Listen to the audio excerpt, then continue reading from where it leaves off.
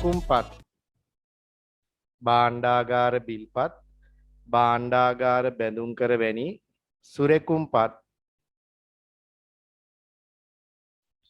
විකිණීම හා මිලට ගැනීම සිදුවන විකිණීම හා මිලට ගැනීම සිදුවන වෙළඳපොළ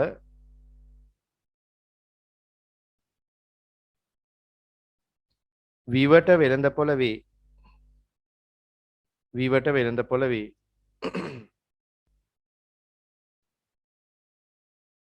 හරි එතන පහලින් තියෙන නෝට් එක කියව ගන්න. එතනදී කියනවා විවට වෙළඳපොළ කටයුතු පරමාර්ථ දෙකක් සඳහා යොදාගත හැකිය. එක පොලි අනුපාතිකයන් පිළිබඳ උපරිම සීමා නියම කිරීම සඳහා. ඒ කියන්නේ ඔයා දන්නවා පුතේ විවට වෙළඳපොලේ තියෙනවා ප්‍රතිවිකුණුම් වෙළඳපොළ හා ප්‍රතිමිලට ගැනුම් වෙළඳපොළ කියලා දෙකක්. ඒ ප්‍රතිවිකුණුම් වෙළඳපොලේ හා මිලට ගැනුම් වෙළඳපොලේ පොලි අනුපාතිකයන් තීරණය වෙනවා. අපි ප්‍රතිපත්තිමේ පොලි අනුපාතික ව්‍යුහය තුල තියෙන ප්‍රධාන පොලි අනුපාතික දෙකක් තමයි ඔය ප්‍රතිවිකුණුම් නැත්නම් නිත්‍ය ණය පහසුකම් අනුපාතය ප්‍රතිමිලට ගැනුම් එහෙම නැත්නම් නිත්‍ය තැන්පතු පහසුකම් අනුපාතය කියන්නේ. ඒ ඉන්න මේ විවට වෙළඳපොළ තුල පොලි අනුපාතිකයේ සම්බන්ධයෙන් කිසියම් පාලනයක් ඇති කිරීම සඳහා මේ විවට වෙළඳපොළ ක්‍රියාත්මක වෙන්න පුළුවන්. ඊළඟට දෙවෙනි එක වාණිජ බැංකු ව්‍යවහාර මුදල් සංචිත වෙනස් කොට මුදල් සැපයීම කෙරෙහි බලපෑමක් ඇති කිරීම. ඒ කියන්නේ වාණිජ බැංකු වල තියෙන මේ සංචිත වලට බලපෑමක් කරලා මුදල් සැපයීම පාලනය කරන්න විවට වෙළඳපොළ යොදා ගන්න පුළුවන්. ඒක මම ඔයාලට කලිනුත් කිව්වා. ඊළඟට කියනවා මෙම පරමාර්ථ කොතරම් සපුරාගත හැකිද යන්න රඳා පවතින්නේ විවට වෙළඳපොළ නැත්නම් විවට සුරකුම්පත් විවට වෙළඳපොලේ විවිධ සුරකුම්පත් විවට වෙළඳපොලේ මිලට ගැනීමට හා විකිණීමට මහ බැංකුවට ඇති ශක්තිය මත වේ. ඔව් ඒ කියන්නේ දැන් විවට වෙළඳපොළ කටයුතු සාර්ථක වෙන්නේ සුරකුම්පත් මිලදී ගැනීම හා විකිණීමේ කටයුතු වල සාර්ථකත්වයේ මත. ඉතින් ශ්‍රී ලංකා මහ බැංකුව සුරකුම්පත් නිකුත් කරන්නේ කොහොමද? ඒවා සඳහා වෙළඳපොලේ තියෙන ඉල්ලුම මොන වගේ තත්ත්වයක්ද? ඒ වගේ කාරණා මත තමයි මේ විවට වෙළඳපොලේ සාර්ථක හෝ අසාර්ථකභාවය රඳා පවතින්නේ. ඊළඟ ප්‍රශ්නට යනවා මම. මේකේ අහනවා මහ බැංකුවේ විවට වෙළඳපොළ කටයුතු බැංකු පද්ධතියේ සංචිත මට්ටම කෙරෙහි බලපාන්නේ කෙසේද? අපි ඒක පොඩ්ඩක් විශ්ලේෂණාත්මකව කතා කරලා ඉමු. ඒ කියන්නේ මහ බැංකුව විවට වෙළඳපොළ තුල කරන ගනුදෙනු කටයුතු වාණිජ බැංකු පද්ධතිය තුල තියෙන සංචිත වෙනස් වෙන්න බලපාන්නේ කොහොමද? පුතේගේ බලපෑම මම මේ විදිහට පැහැදිලි කරන්නම්. දැන් අපි එක පැත්තක් හිතමු මහ බැංකුව සුරකුම්පත් විකිණීමේ ගනුදෙනුවක් කළොත්. ඒ කියන්නේ මහ බැංකුව විකුණනවා වාණිජ බැංකු මිලදී ගන්නවා. ඒක තමයි පළවෙනි දිශාව. දෙවෙනි පැත්ත වාණිජ බැංකු සතුව තියෙන සුරකුම්පත් මහ බැංකුව ගැනීමක් කරොත්. දැන් මේ වාණිජ බැංකු පද්ධතිය තුල තියෙන සංචිත වලට වෙන බලපෑම අපි බලමු කොහොමද වෙන්නේ කියලා. දැන් පළවෙනි පැත්ත ඉස්සලා බලමු.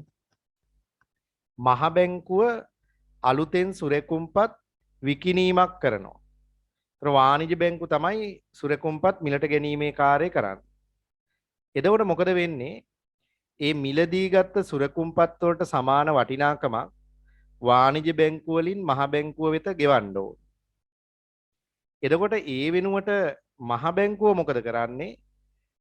ඒ සුරකුම්පත් වල වටිනාකමට සමාන මුදලක් වාණිජ බැංකු නමින් මහ බැංකුවේ තියෙන තැන්පතු වලින් හිලව් කරගන්න. ඒ කියන්නේ වාණිජ බැංකු නමින් ගිණුම් තියෙනවනේ පුතේ මහ බැංකුවේ.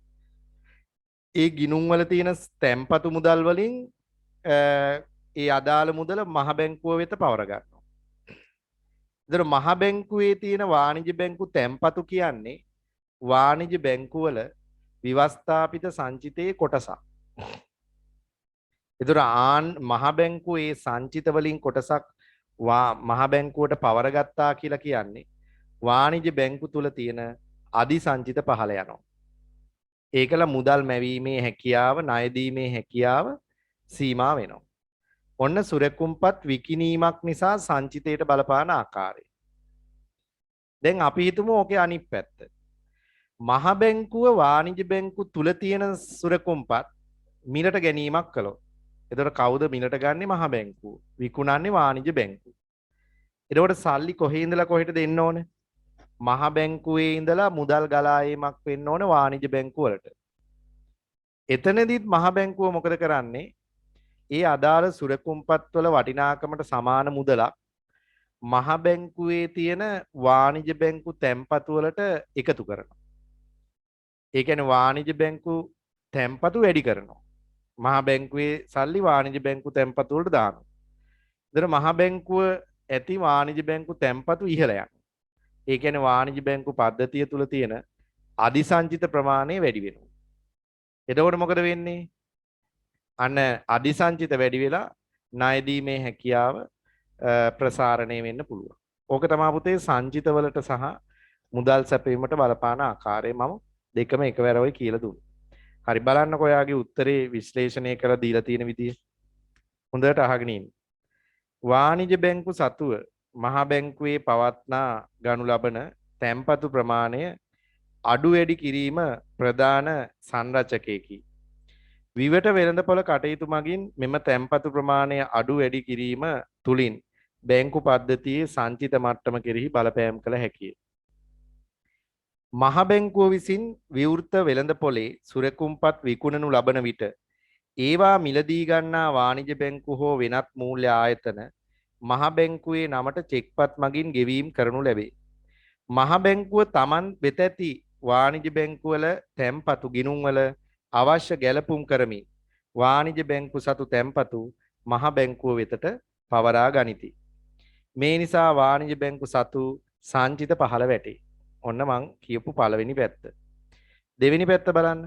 මහ බැංකුව විසින් විවෘත වෙළඳපොලේ සුරකුම්පත් මිලදී ගන්නා විට දැන් මහ බැංකුව ගන්නවා වාණිජ බැංකු සතු තියෙන සුරකුම්පත් මිලදී ගන්නා විට මහ බැංකුව ඒ සඳහා චෙක්පත් මගින් ගෙවීම් කරනු ලැබේ.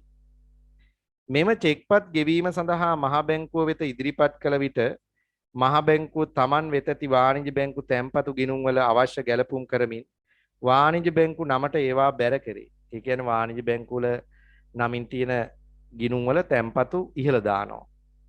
මේ නිසා වාණිජ බැංකු වල සංචිත ප්‍රමාණය ඉහළ යයි. එතකොට සංචිත ප්‍රමාණය වර්ධනය වීමක් වෙනවා. දැන් තේරෙනවද මම පුතාලට? හරි සරලයි හැබැයි හරියට ලියන්න ඕන. හරියටම ලියන්න ඕන ඔය ගිණුම් වල තියෙන තැන්පතු වලට වෙන බලපෑමට මේ නැත්තම් ඒවට වෙන බලපෑම විග්‍රහ කරලා ඒක මුදල් සැපීමට කොහොමද බලපාන්නේ කියලා අහන්න පුළුවන්. ඉතින් ඔය උත්තරේ තුල ඒ සියලු කාරණා තියෙනවා. අවබෝධයෙන් තේරුම් ගන්න, තේරුම්ගෙන ලියන්න. ඊළඟ ප්‍රශ්නේ අහනවා බලා ගන්න. මහ බැංකුව විසින් රුපියල් මිලියන 1000ක් වටිනා සුරකුම්පත් විවෘත වෙළඳපොලේ විකුණනු ලැබුවහොත් මේ සිදුවීම මගින් මූල්‍ය ක්‍රමයේ තුල බිහි කෙරෙන වෙනස් වීම පියවරෙන් පියවර විස්තර කරන්න. දැන් මොකද වෙන්නේ කියලා නිකන් අපි කතා කරලා ඉමුක ඉස්සල්ලා. මහ බැංකුව රුපියල් මිලියන 1000ක් වටිනා සුරකුම්පත් විවෘත වෙළඳපොලේ විකුණනවා. දැන් මුදල් සැපයීමට වෙන බලපෑම පියවරෙන් පියවර විග්‍රහ කරන්න කියලා කියන්නේ. ඉතින් මොකද වෙන්නේ පුතා? ඒතර අපි කියන්න ඕනේ ඉස්සල්ලාම මහ බැංකුව මේ සුරකුම්පත් විකුණපුවාම ඒවා මිලදීගත් වාණිජ බැංකු හා මූල්‍ය ආයතන ඒ වටිනාකමට සමාන චෙක්පත් මගින් මහ බැංකුවට ගෙවන්න ඕන. ඒතර මහ බැංකුව මොකද කරන්නේ? ඊළඟ පියවරේදී ඒ සුරකුම්පත් වල වටිනාකමට සමාන මුදලක් වාණිජ බැංකු නමින් තියෙන ගිණුම් වල ඇති තැන්පතු වලින් Taman වෙත පවරා ගැනීම කරනවා. ඊළඟට මොකද වෙන්නේ? වාණිජ බැංකු පද්ධතිය තුල තියෙන අධිසංචිත ප්‍රමාණය පහළ යනවා. ඒතර වාණිජ බැංකු වල ණය දීමේ හැකියාව සීමා වෙනවා. එතකොට මුදල් සැපයීම සංකෝචනය වෙනවා. ඒක තමයි වෙන බලපෑම ඇත්තටම. දැන් බලන්න ඒකේ පියවර මෙහෙම කියනවා. මහ බැංකුව සුරකුම්පත් අලෙවි කළ විට රුපියල් මිලියන 1000ක මුදලක් ඒවා මිලටගත් පුද්ගලයන්ගෙන් හෝ ආයතන වලින් මහ බැංකුව වෙත මාරු වේ. ඊළඟට කියනවා මහ බැංකුව නමට ලියූ චෙක්පත් වලින් මෙම ගෙවීම් කළ විට මහ බැංකුවේ තිබෙන වාණිජ බැංකුවල තැන්පතු වලට එම චෙක්පත් හරවීමෙන් ඒ තැන්පතු අඩුවේ. මහ බැංකුවේ තිබෙන තැන්පතු වාණිජ බැංකුවල මුදල් සංචිතයේ කොටසක් බැවින් ඒවා අඩුවීමෙන් සංචිත අඩුවේ. මෙම ක්‍රියාවලියේ ප්‍රතිඵලයක් ලෙස මුදල් මැවීමේ හැකියාව අඩු වී මුදල් සැපයුම අඩු විය හැක. ඉතින් ඕනම ළමයෙකුට තේරෙන්න ඕන ඒ ක්‍රියාවලිය පිළිවෙලට ඉගෙනගෙන තියෙනවා නම් අය ව්‍යාකූල තත්වයක් ඇති වෙන්න විදිහක් නැහැ. Tamanට මං ඊටාම සරලව කියලා දුන්නා. ඒ කියලා දීපු පියවර අනුව හිතලා බලන්න වාණිජ බැංකු පද්ධතිය තුල තියෙන සංචිතවලට කොහොමද බලපෑමක් ඇති වෙන්නේ කියන එක. හරි ඊළඟ ප්‍රශ්නට යනවා මං හතරවෙනි කොටස. රටෙහි මුදල් සැපයීම පාලනය කිරීම සඳහා මහ බැංකුව විසින් යොදා ගන්නා විවට වෙළඳපොළ කටයුතු නැමැති උපකරණයේ සඵලතාවයේ තීරණය කරන සාධක කවරේද? ඉතින් ඒව නම් ටිකක් හිතලත් කිව්ව හැකි. ඒ කියන්නේ මේ විවට වෙළඳපොළ කටයුතු කොයිතරම් දුරට සාර්ථකව ක්‍රියාත්මක කරන්න මහ බැංකුවට පුළුවන්ද? ඒ කියන්නේ මේ විවට වෙළඳපොළ ක්‍රියාකාරීත්වය සාර්ථක වෙන්න බලපාන කරුණු මොනවද? දැන් අපි කීපයක් හිතුවොත් එහෙම දැන් එකක් තමා පුතා මේ විවට වෙළඳපොලේ පවතින සුරකුම්පත්වල ස්වභාවය. ඒ කියන්නේ දැන් භාණ්ඩාගාර බිල්පත් බැඳුම් කර සහ වෙනත් මොනවද සුරකුම්පත් තියෙන්නේ කියන එක. ඒ සුරකුම්පත්වල ස්වභාවය හා ප්‍රමාණය බලපාන. මොකද එහෙම නැති වුණොත් එහෙම අපිට හුවමාරු කරන්න සුරකුම්පත් සීමිත ප්‍රමාණයයි නම් තියෙන්නේ. ඒක අසාර්ථක වෙන්න පුළුවන්. ඊළඟ කාරණේ තමයි සුරකුම්පත් වෙළඳපොලේ ගනුදෙනු කිරීම සම්බන්ධයෙන් මහජනතාව තුළ වන දැනුම සහ ආකල්ප බලපානවා. ඒ කියන්නේ ගත්තොත් විශ්වාසවන්තභාවය සහ ඒවයේ ගනුදෙනු කිරීමට මහජනයා තුළ තියෙන මේ දැනුම බලපානවා. දැනුවත්භාවය වැදගත් වෙනවා. ඊළඟ එක තමයි පියවීම් පද්ධතියේ තියෙන කාර්යක්ෂම හෝ අකාර්යක්ෂමතාවය. පියවුම් ක්‍රමවල. ඒ කියන්නේ මේ සුරකුම්පත් ආශ්‍රයෙන් කරන ගනුදෙනු පියවන්නේ කොහොමද කියන එක සම්බන්ධයෙන්. ඒ ඇති කරලා තියෙන ක්‍රමවේදයක්. ස්වයංක්‍රීයව කරන්න පුළුවන්ද පරිගණක ජාල හරහා කරන්න පුළුවන්ද මොබයිල් ෆෝන් එකෙන් පුළුවන්ද ඒ වගේ නේද? හරි. බලන්නකෝ අපි කීපයක් ලියමු පුතේ එතන. පළවෙනි එක ලියන්න. විවට වෙළඳපොලේ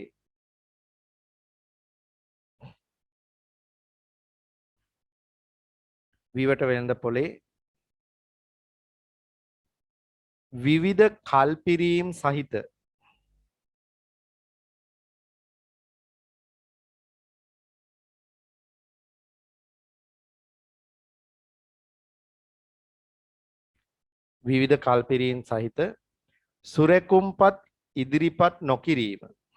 ලංකාවේ තියෙන ප්‍රබල ප්‍රශ්නය. විවට වෙළඳපොලේ විවිධ කල්පිරීම් සහිත සුරකුම්පත් ඉදිරිපත් නොකිරීම. සුරකුම්පත් ඉදිරිපත් නොකිරීම.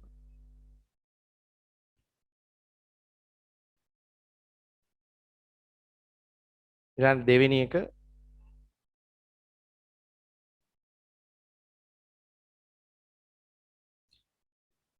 විවට වෙළඳපොළ ගනුදෙනු පිළිබඳ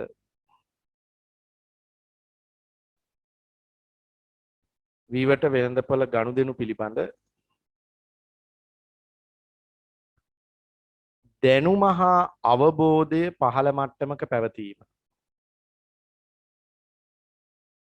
දැනුම හා අවබෝධය පහළ මට්ටමක පැවතීම.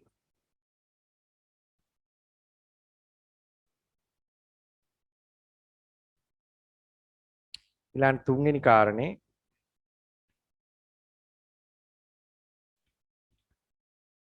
පියවීම් පද්ධතියේ පවතින දුර්වලතාවයන්. පියවුම් පද්ධතියේ පවතින දුර්වලතාවයන්.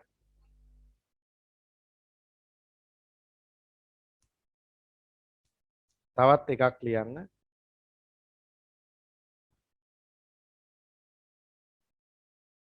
මූල්‍ය යටිතල පහසුකම් වල පවතින දුර්වලතා.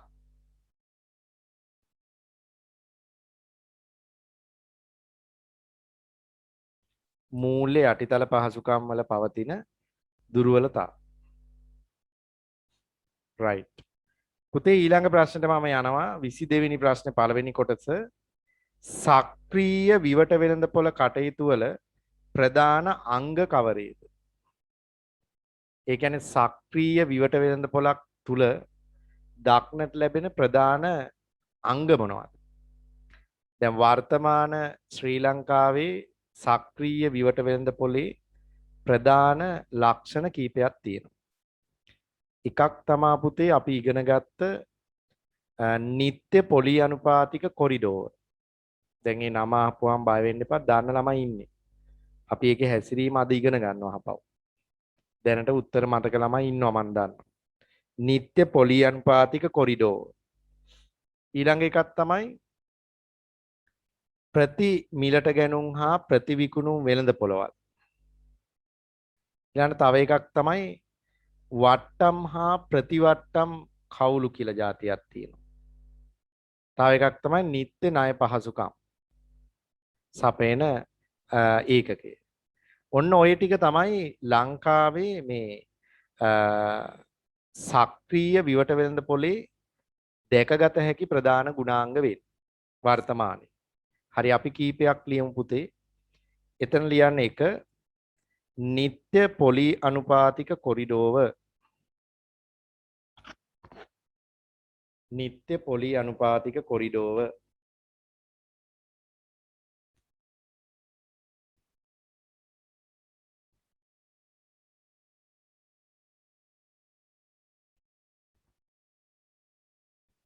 දෙවෙනි එක ලියා ගන්න. ප්‍රති විකුණුම් හා ප්‍රති මිලට ගැනුම් වෙළඳ පොළවල්. ප්‍රති විකුණුම් හා ප්‍රති මිලට ගැනුම් වෙළඳ පොළවල්.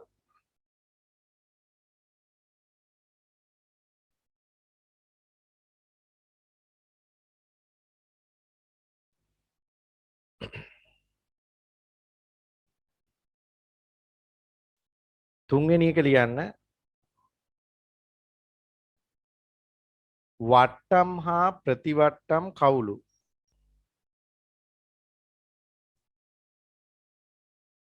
වට්ටම් හා ප්‍රතිවට්ටම් කවුළු.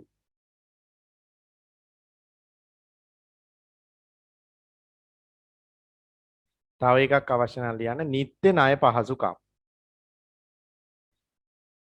නිත්‍ය ණය පහසුකම්. හරි අපි ඉදිරියේදී ඕවා කතා කරගෙන යනවා. දැන් බලන්නකෝ මේ යටතේ තියෙන වාක්‍යයක් තියෙනවා කියව ගන්න බලන්න. දෛනික වෙන්දේසියෙන් මහ බැංකුව ද්‍රවශීලතාවය සපයා දීම හෝ උකහා ගැනීමක් සිදු කළ පසුවද බැංකුවලට අරමුදල් අතිරික්තයක් පවතී නම් ඒවා ආයෝජනය කිරීමටත් හිඟයක් පවතී නම් ඒවා සපයා ගැනීමටත් හැකිවන පරිදි ප්‍රති මිලදී ගැනුම් හා ප්‍රතිවිකුණුම් කවුළු විවෘතව තැබීම. ඒ කියන්නේ පුතා මේ ලංකාවේ විවට වෙළඳ පොලේ ප්‍රධානම ඒකකයක් තමයි ප්‍රතිවිකුණුම් හා ප්‍රතිමිලට ගැනුම් කවුළු නැත්තම් වෙළඳ පොළවල් කියන එක. එතන මොනවද වෙන්නේ කියන එක ඇත්තටම ඔයාට මතක තියෙන ළමයි ඇති. නිත්‍ය ණය පහසුකම් සැපයීම හා නිත්‍ය තැන්පතු පහසුකම් සැපයීම තමයි ප්‍රතිවිකුණුම් වෙළඳ පොලේ හා ප්‍රතිමිලට ගැනුම් වෙළඳ පොලේදී වෙන්නේ. ඒක අල්ලගන්න බැරි ළමයෙකුට තව චුට්ටකින් මම කියලා දෙනවා. මොකක්ද මේ වෙළඳ පොළවල් තුල ඇත්ත වශයෙන්ම වෙන්නේ කියන කාරණේ. හරි අපි ඊළඟ ප්‍රශ්නට ගිහිල්ලා ඉමු. ශ්‍රී ලංකා මහ බැංකුවේ ප්‍රතිපත්තිමේ පොලි අනුපාතිකය යන්නේ අදහස් වන්නේ කවරක්ද කියලා අහනවා. පුතාලා දන්නවා ප්‍රතිපත්තිමේ පොලි අනුපාතිකය කියලා කියන්නේ සමස්ත පොලි අනුපාතික ව්‍යුහයට බලපෑම් කළ හැකි පොලි අනුපාතික ව්‍යුහයන් මොනවද කියන එක. ඒ කියන්නේ අපි කිසියම් පොලි අනුපාතිකයකට බලපෑම් කරපුවාම රටේ සමස්ත පොලි අනුපාතික ව්‍යුහයටම ඒ බලපෑම වෙනවා නම් අපි කියනවා එවැනි තත්ත්වයකට ප්‍රතිපත්තිමේ පොලි අනුපාතිකය කියලා. ලංකාවේ මේ ප්‍රතිපත්තිමේ පොලි අනුපාතිකයේ තුල සලකා බැලෙන ප්‍රධාන පොලි අනුපාතික වර්ග 3ක් තියෙනවා. අපි විභාගෙට අහන්නේ අන්නේ 3. ඔයා දන්න විදිහට මොනවද ලංකාවේ ප්‍රතිපත්තිමේ පොලි අනුපාතිකයන් විදිහට සලකන්නේ? බැංකු අනුපාතිකයයි, නිත්‍ය ණය පහසුකම් අනුපාතිකයයි, නිත්‍ය තැන්පතු පහසුකම් අනුපාතිකයයි. ඔව්. ඇත්තටම අන්නේ තුන තමා පුතා වර්තමානයේ නිත්‍ය නැත්තම් පොලි අනුපාතිකයේ යටතේ ප්‍රතිපත්තිමේ පොලි අනුපාතිකයන් කියලා සලකන්නේ ඒ තුන. එකක් තමයි බැංකු අනුපාතිකය. බැංකු අනුපාතිකය කියන්නේ පුතේ අර අවසාන ණය දෙන්නා විදිහට මහ බැංකුව වාණිජ්‍ය බැංකුවලට ණය ලබා දීමේදී වාණිජ්‍ය බැංකුව වලින් අය කරන පොලි අනුපාතයට තමයි කියන්නේ බැංකු අනුපාතිකය කියලා. දෙවෙනි එකනට අපි කියනවා නිත්‍ය නැත්තම් ණය පහසුකම් අනුපාතය. නිත්‍ය ණය පහසුකම් අනුපාතය කියන එක ක්‍රියාත්මක වෙන්නේ පුතේ ප්‍රතිවිකුණුම් වෙළඳ පොලේ. ප්‍රතිවිකුණුම් ගිවිසුම් යටතේ තමයි නිත්‍ය ණය පහසුකම් අනුපාතිකය ක්‍රියාත්මක වෙන්නේ. තුන්වෙනි එකට අපි කියනවා නිත්‍ය තැන්පතු පහසුකම් අනුපාතිකය. ඒක ක්‍රියාත්මක වෙන්නේ විවට වෙළඳ පොලේ අපි ඉගෙන ගත්ත ප්‍රති මිලදී ගැනුම් වෙළඳ පොල කියලා එකක් තියෙනවා. ඒකෙදි ක්‍රියාත්මක වෙන පොලි අනුපාතිකයට අපි කියනවා නිත්‍ය තැන්පතු පහසුකම් අනුපාතය කියලා. ඔන්න ඔය පොලි අනුපාතිකයන් තුනට අපි කියනවා ප්‍රතිපත්තිමේ පොලි අනුපාතිකය කියලා. ඒකට හේතුව තමයි ඔය තුනෙන් කෝකට හරි අපි බලපෑමක් කළොත් සමස්ත නැත්තම් රටේ තියෙන සමස්ත පොලි අනුපාතික ව්‍යුහය වෙනස් වීමක් සිද්ධ වෙනවා. ඒ හින්දා තමයි මේවට අපි කියන්නේ ප්‍රතිපත්තිමේ පොලි අනුපාතික ව්‍යුහය කියලා. බලා ගන්න එතන උත්තරේ දිහා. ප්‍රතිපත්ති පොලි අනුපාතිකයේ යන්නේ අදහස් වන්නේ මූල්‍ය ප්‍රතිපත්තියේ මෙහෙවීමේදී මහ බැංකුව විසින් භාවිතා කරනු ලබන පොලි අනුපාතිකයන්ය. ප්‍රතිපත්ති පොලි අනුපාතික වශයෙන් සැලකෙන පොලි අනුපාතිකයන් තුනක් දක්නට ලැබේ. අන්න එතන හිස්තැන් තුනක් දීලා තියෙනවා. පළවෙනි එක ලියා ගන්න පුතේ. බැංකු අනුපාතිකය. ඒකට බැංකු පොලි අනුපාතිකය කියලාත් කියනවා. නැත්තම් බැංකු අනුපාතිකය. බැංකු අනුපාතිකය.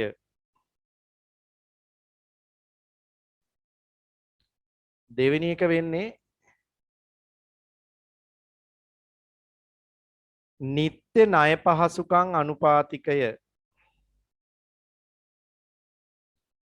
නිත්‍ය ණය පහසුකම් අනුපාතිකය.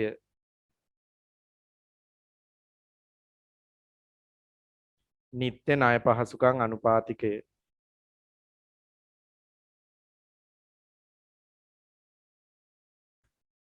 තුන්වෙනි එක වෙන්නේ නිත්‍ය තැන්පතු පහසුකම් අනුපාතිකය.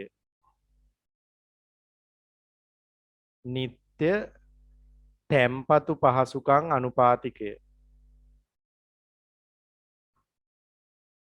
නිත්‍ය තැන්පතු පහසුකම් අනුපාතිකය.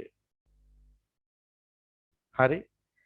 බලා ගන්න මේ යටතේ තියෙන එක ප්‍රතිපත්ති පොලි අනුපාතිකයේ යොදා ගැනෙනුවේ මහ බැංකුව වාණිජ්‍ය බැංකු සමග කරන මූල්‍ය ගනුදෙනු වලදීය.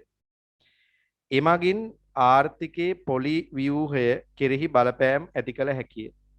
බලන්න ඔය ප්‍රතිපත්ති පොලි අනුපාතික ව්‍යුහයන් තුනේම තියෙන්නේ මහ බැංකුව වාණිජ්‍ය බැංකුත් එක්ක ගනුදෙනු කරද්දී ක්‍රියාත්මක වන පොලි අනුපාතික තුනක් තමයි උතන තියෙන්නේ. දැන් අවසාන ණය දෙන්නා විදියට මහ බැංකුව වාණිජ්‍ය බැංකුවට ණය දෙනකොට බැංකු අනුපාතිකයේ ක්‍රියාත්මක වෙනවා. ප්‍රතිවිකුණුම් ගිවිසුම් ගහගන්නෙත් මහ බැංකුව වාණිජ්‍ය බැංකුත් එක්කලා. ඒ ප්‍රතිවිකුණුම් ගිවිසුම් යටතේ මහ බැංකුව සුරකුම්පත් වාණිජ්‍ය බැංකුව වලින් මිලදී ගන්න වෙලාවේ ඇති කරගන්න පොලි අනුපාතිකයේ තමයි නිත්‍ය ණය පහසුකම් අනුපාතය කියන්නේ. ප්‍රතිමිලදී ගැනුම් ගිවිසුම් යටතේ මහ බැංකුව සුරකුම්පත් වාණිජ්‍ය බැංකුවලට විකුණන අවස්ථාවේ නිත්‍ය තැන්පතු පහසුකම් අනුපාතය ක්‍රියාත්මක වෙනවා. එයින මේ පොලි අනුපාතික තුනටම මහ බැංකුවයි වාණිජ්‍ය බැංකුවයි කියන දෙපාර්ශවය තමයි සම්බන්ධ වෙන්නේ. ඒ නිසා මේ පොලි අනුපාතිකයන් එකකට හෝ බලපෑමක් කළොත් රටේ සමස්ත පොලි අනුපාතික ව්‍යුහය ඒ හින්දා වෙනස් වෙන්න බලපාන. ඒකයි මේවට අපි ප්‍රතිපත්තිමේ පොලි අනුපාතිකයන් කියලා සලකන්නේ. හරි. බලා ගන්න ඊළඟ ප්‍රශ්නෙට යනවා මම. අන්තර් බැංකු ඒක්ෂණ මුදල් වෙළඳ පොලේ පොලි අනුපාතිකයේ සඳහා ශ්‍රී ලංකා මහ බැංකුව විසින් පොලි අනුපාතික කොරිඩෝවක් සකස් කර ඇත්තේ කෙසේද? පුතේ මට මතක හැටියට 2019 විභාගයේ හෝ 18 විභාගයේ ඔයාලා මේක ලියන්නත් ඇති. මේ ප්‍රශ්නේ අහලා තියෙනවා. ඔය අහලා තියෙන පුතේ නිත්‍ය පොලි අනුපාතික කොරිඩෝව. වර්තමානයේ නම් අපි කියන්නේ නිත්‍ය පොලි අනුපාතික කොරිඩෝව කියලා තමයි මේක හඳුන්වන්නේ. දැන් මය පුතාලා දන්න කෙනෙක් පුළුවන් නම් කියන්න මොකද්ද මේ නිත්‍ය පොලි අනුපාතික කොරිඩෝව කියන්නේ? මේකේ බලාපොරොත්තුව මොකද්ද මේකේ වෙන්නේ? මතක පොඩ්ඩක් හරි තියනා නම් කියන්න බෑ නිත්‍ය පොලි අනුපාතික කොරිඩෝවේදී මොකද වෙන්නේ?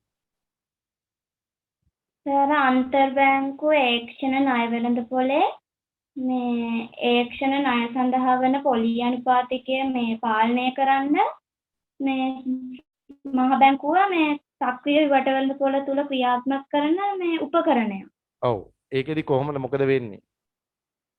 ඒකෙදි මේ වාණිජ බැංකු පද්ධතිය තුල ද්‍රව්‍යශීලතා අර්බුදයක් පවතිද්දී ඔව්. ඒක්ෂණ ණය සඳහා වන ඉල්ලුම ඉහළ යනවා. එතකොට මේ ඒක්ෂණ ණය පොලි අනුපාතිකයත් ඉහළ යනවා. ඔව්. එතකොට මේ මහ බැංකුව මේ විවට වෙළඳපොලේ ප්‍රතිවිකුණුම් කිවිසුම් යටතේ මේ වාණිජ්‍ය බැංකු සතු සුරකුම්පත් මිලට ගන්නවා. එතකොට මේ වාණිජ්‍ය බැංකුව වෙත මේ නිත්‍ය ණය පහසුකම් ලෙස මේ මුදල් ගලා යනවා. එතකොට මේ ද්‍රව්‍යශීලතා අර්බුදය සමනය වෙනවා. ඊට පස්සේ මේ ඒකේ ප්‍රතිඵලයක් මේ විදිහට මේ වාණිජ්‍ය බැංකුව ඒක්ෂණ ණය සඳහා කරන ඉල්ලුම් පහළ දානවා. right. එතකොට මේ ඒක්ෂණ ණය පොලි අනුපාතිකයක් පහළ යනවා. right.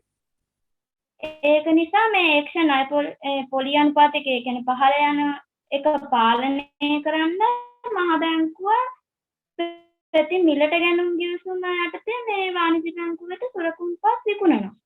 very good. එතකොට මේ වාණිජ්‍ය බැංකුව වල අතිරික්ත ද්‍රව්‍යශීලතාවය මේ මහ බැංකුව විසින් අවශෝෂණය කර ගන්න නිසා මේ නැවත ඒක්ෂණ සඳහා තියෙන ඉල්ලුම වැඩි වෙලා පොලි අනුපාතිකය ඉහළ යනවා. very good. බලන්න සම්පූර්ණ කතාව තමයි කිව්වේ. දැන් හොඳ මතකයක් තියෙනවා. දැන් මේ නිවැරදිම පිළිතුරක් ඉදිරිපත් කළේ බලන්න මං හිතනවා අනිත් අයගෙත් බහුතරයක් දෙනාගේ ওই කතන්දරේ ඔලු ගෙඩිය ඇති කියලා.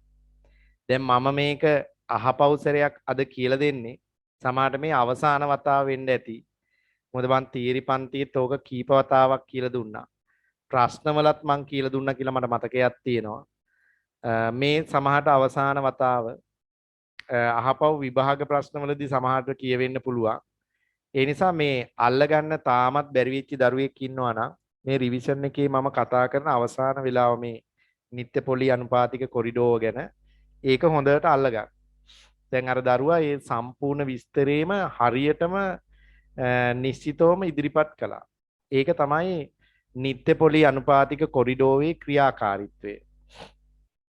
දැන් ඉස්සල්ලාම අපි බලමු මේ නිත්‍ය පොලි අනුපාතික කොරිඩෝව කියන එක හඳුන්වා දීලා තියෙන්නේ අන්තර් බැංකු නැත්තම් මුදල් වෙළඳපොලේ තියෙන අන්තර් බැංකු ඒක්ෂණ ණය වෙළඳපොළ කියලා එකක් තියෙනවා.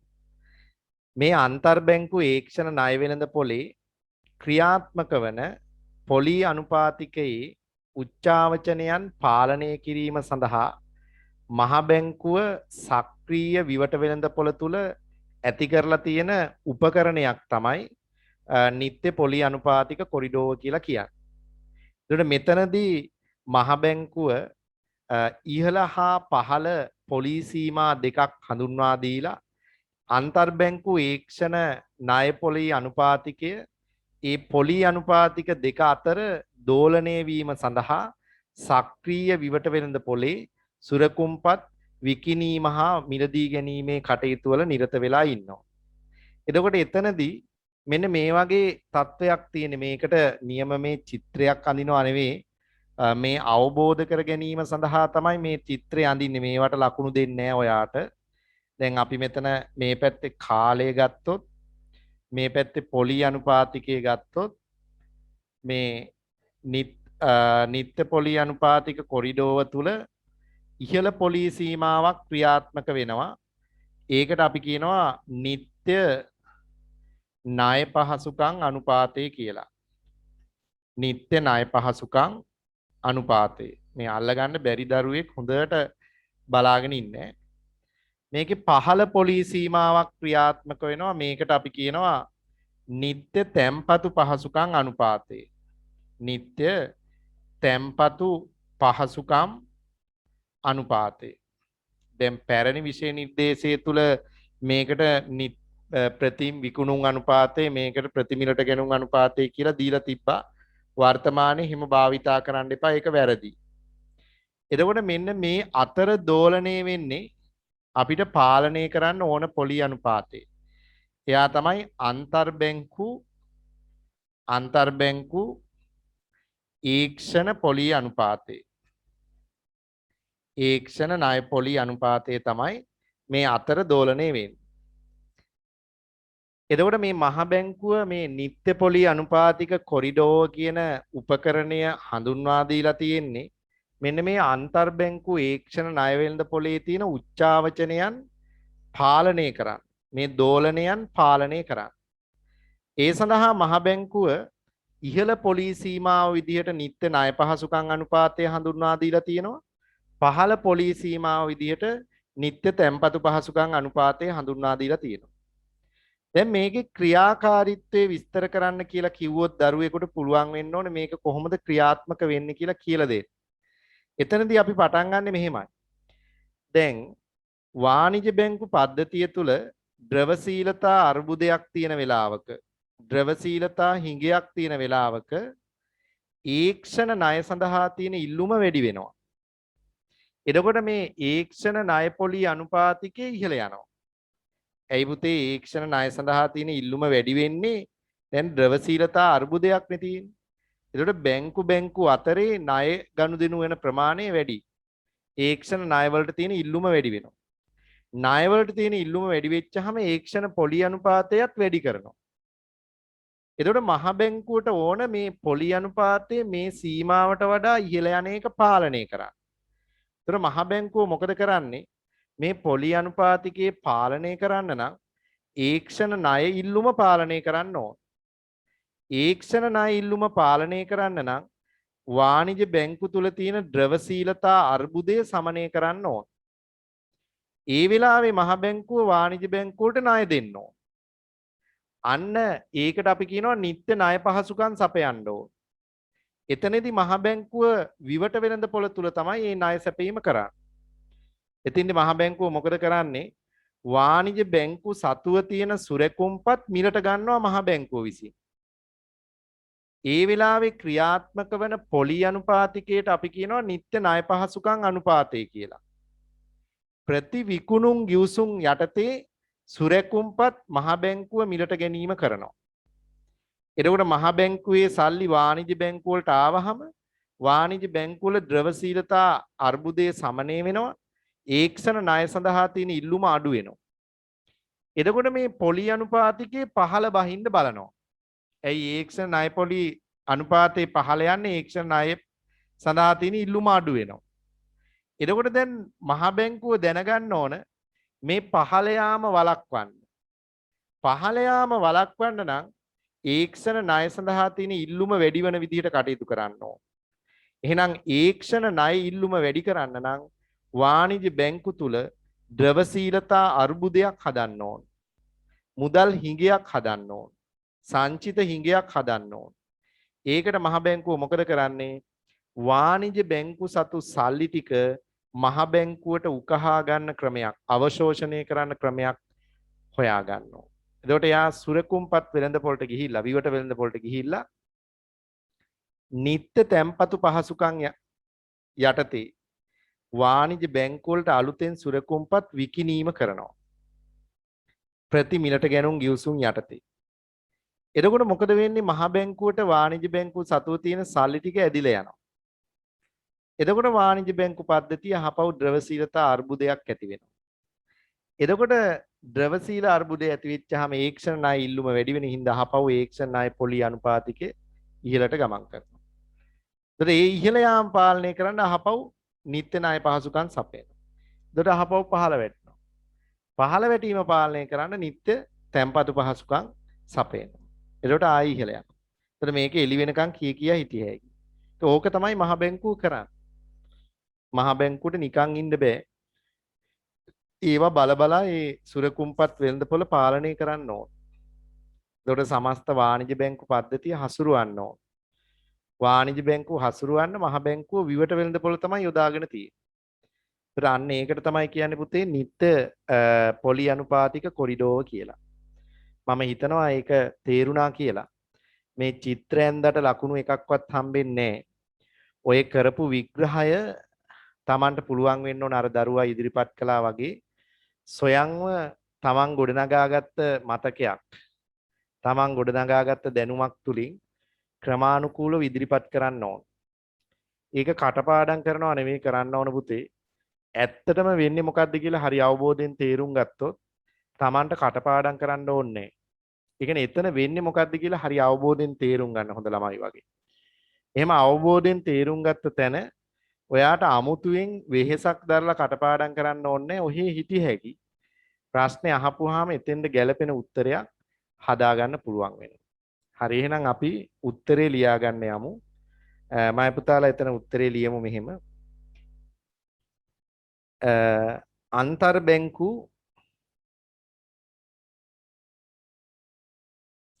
අන්තර් බැංකු ඒක්ෂණ ණයපොලි අනුපාතිකය අන්තර් බැංකු ඒක්ෂණ ණයපොලි අනුපාතිකය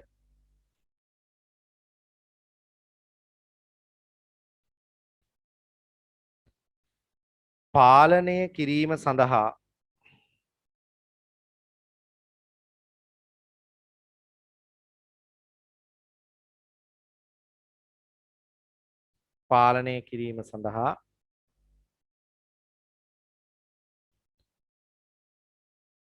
නිත්‍ය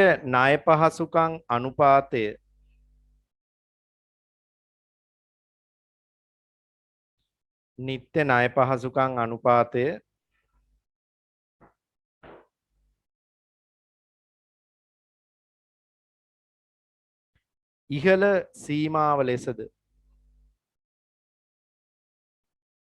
ඉහළ සීමාව ලෙසද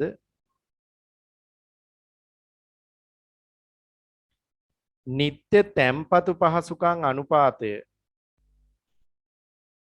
තැන්පතු පහසුකම් අනුපාතය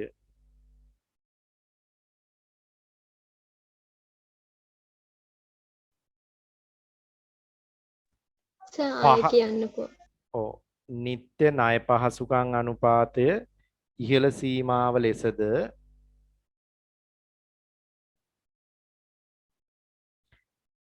නිත්‍ය තැන්පතු පහසුකම් අනුපාතය පහළ සීමාව ලෙසද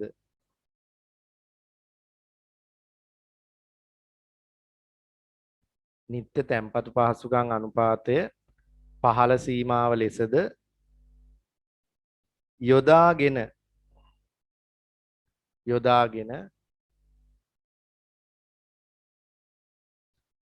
නිත්‍ය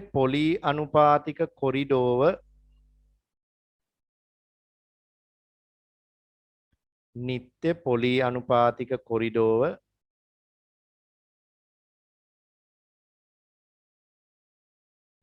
ක්‍රියාත්මක කරනු ලබයි.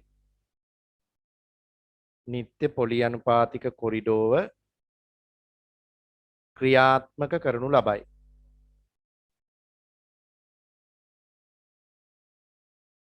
පහලින් තියෙන එක කියව ගන්න බලන්න මාත් එක්ක.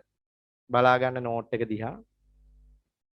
ප්‍රති මිලට ගැනීම හා ප්‍රති විකුණුම් යනු එකඟ වූ දිනක එකඟ වූ මිලක් යටතේ සුරකුම්පත් මිලට ගැනීම හෝ විකිණීම පිණිස ඇති කර ගන්නා වූ ගිවිසුමකි. මහ බැංකුවේ ප්‍රතිමිල දී ගැනුම් අනුපාතිකය යනු දෛනික ණය දීමේ අනුපාතයයි. අන්න එතන වැරදි. මහ බැංකුවේ ප්‍රතිවිකුණුම් අනුපාතය යනු කියලා හදාගන්න.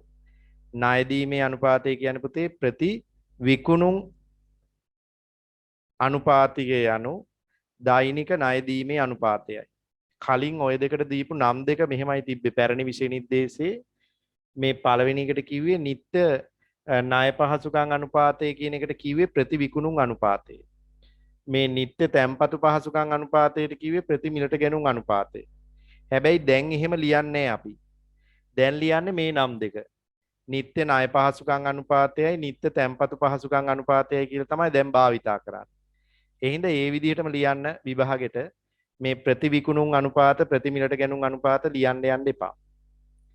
ඊළඟට කියනවා විවට වෙළඳපොළ ක්‍රමයේ යටතේ මහ බැංකුව විසින් බැංකු පද්ධතියේ ද්‍රවශීලතාව දිනපතා තක්සේරු කරනු ලබන අතර අන්තර් බැංකු පොලි අනුපාතිකයේ විශාල විචලතාවයන් ඇතිවීම වැළැක්වෙන පරිදි මහ බැංකුව තීරණය කළ නිශ්චිත ප්‍රමාණයක් සඳහා ප්‍රතිමිලදී ගැනුම් හෝ ප්‍රතිවිකුණුම් වෙන්දේසි පවත්වනු ලැබේ.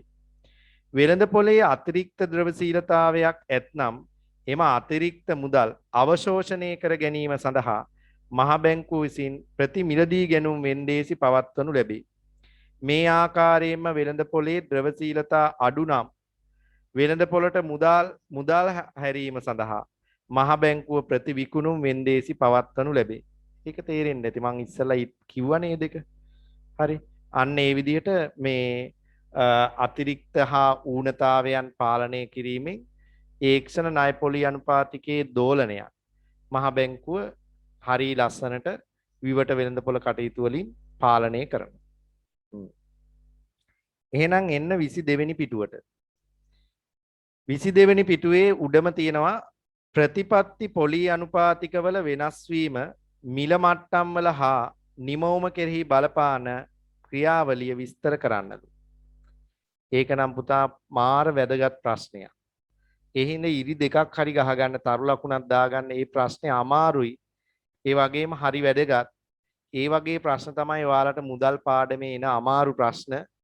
ඒ හින්දා මම ඔය දීලා තියෙනවා උත්තරෙත් print කරලම ඔයා මේ ප්‍රශ්නේ අනිවාර්යයෙන්ම කියව ගන්න විභාග වලට යන්න කලින් ඒ අමාරු තැන් ලකුණු කරගන්න. ඔය ලේසි තැන් බලබලා ඉන්න එපා. දැන් උදාහරණයක් මහ බැංකුවේ කාර්යයන් ඕකේ පාඩම් කරන්න ඕනේ ඔයා දන්න දේවල්. මහ බැංකුවේ අරමුණු නේද? ඒවා ඔයාගේ තියෙනවනේ සාමාන්‍යයෙන් ඔලු ගෙඩියේ. හැබැයි මේ වගේ ප්‍රශ්න ටිකක් මාක් එකක් දාගන්න රතු පෑනෙන් හරි ඔයා වෙන ක්‍රමයකට හරි highlight කරන ක්‍රමයක් හදාගන්න. ඒ ටික අඩුම තරමින් විශේෂයෙන් වරින් වර බලන්න යොදා ගන්න. එතකොට ඒ ටික මතකෙ හිටිනවා. මේ ප්‍රශ්නේ අහන්නේ පුතේ ප්‍රතිපත්ති පොලි අනුපාතිකවල වෙනස් වීම රටක මිල මට්ටම හා නිමවුම කෙරෙහි බලපාන්නේ කොහොමද කියලා අහනවා. ඉස්සල්ලාම උත්තරේ කියව ගමුකෝ මං ඊට පස්සේ ඔයාලට මං කාලයක් අරගෙන ඒක කියලා දෙන්නම්. ඔන්න අහගන්න උත්තරේ. ප්‍රතිපත්ති පොලි අනුපාතිකයේ වෙනස් කළ විට සමස්ත ආර්ථිකයේ පොලි අනුපාතික ව්‍යුහයේ වෙනස් වීමට පාත්‍ර වේ. ප්‍රතිපත්ති පොලි අනුපාතිකයේ ඉහළ නැංවූ විට මුදල් වෙළඳපොලේ පොලි අනුපාතිකයේ ඉහළ යන අතර පොලි අනුපාතිකයේ අඩු කළ විට මුදල් වෙළඳපොලේ පොලි අනුපාතිකයේ පහළ වැටේ. පොලි අනුපාතික වෙනස් වූ විට සමස්ත ඉල්ලුමෙහි පොලි සංවේදී වියදම් සංරචකයන්ගේ වෙනස්කම් හටගනී. පෞද්ගලික ආයෝජනයේ උකස් පදනමින් කරනු ලබන මිලට ගැනීම, කල්පවත්තා පරිභෝජන භාණ්ඩ මිලට ගැනීම යනාදී වෙනස් වෙන්න පුළුවන්. පොලි අනුපාතිකයේ වෙනස් වූ විට වත්කම් මිල වෙනස් වේ. පොලි අනුපාතිකය හා වත්කම් මිල අතර ප්‍රතිලෝම සම්බන්ධයක් පවතී. සමස්ත ඉල්ලුම් සංරචකයන්ට කරනු ලබන බලපෑම් ඔස්සේ පොලි අනුපාතිකයන් සමස්ත ආදායම හා වියදම් කෙරෙහිද බලපෑම් ඇති කරයි. ඒ උත්තරේ ලොකුවට තේරුම් නැත්තම් මම මේ කියන සරල පැහැදිලි කිරීම අහගෙන ඉන්න. පුතේ මෙහෙමයි වෙන්නේ. ඔයා දන්නවා රටක ප්‍රතිපත්ති පොලි අනුපාතිකයන් කියලා කියනේවා වෙනස් කරපුවාම ආර්ථිකය තුල තියෙන සියලු පොලි අනුපාතිකයන් ඊට සංවේදීව වෙනස් වෙනවා. අපි ඔය කියන ප්‍රතිපත්ති පොලි අනුපාතික තුනෙන් එකක් හෝ වැඩි කළොත් ආර්ථිකය තුල මුදල් වෙළඳපොලේ තියෙන සියලු පොලි අනුපාතික ඒ අනුව වැඩි වෙනවා. ප්‍රතිපත්ති පොලි අනුපාතිකයන් අඩු කිරීමක් කළොත් ආර්ථිකය තුල තියෙන සියලු පොලි අනුපාතිකයන් පහළ යනවා.